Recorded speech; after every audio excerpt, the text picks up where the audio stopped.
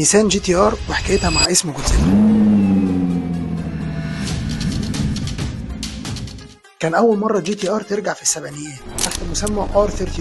العربية دي دخلت سباقات كتيرة جدا من ضمنها سباقات جروب A تورينج كار، كسرت كل المنافسين لدرجة انهم اضطروا يغيروا قوانين السباقات ساعتها. الشركة الأسترالية مش كانت بس مبهورة بيها، دول عملوا لها اسم مخصوص ليها وهو جودزيلا فروم جابان وذ لاف، ومن هنا اتولد اسم جودزيلا اللي لسه مستمر لحد وقتنا هذا. 2007 اتعمل R35.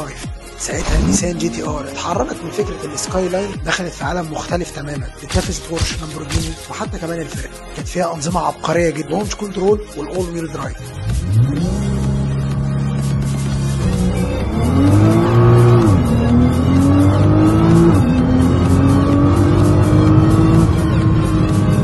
سعرها كان تقريبا نص اسعار السوبر كارز دي. حققت ارقام على اهم حلبة سباق في العالم وهي نوربرج.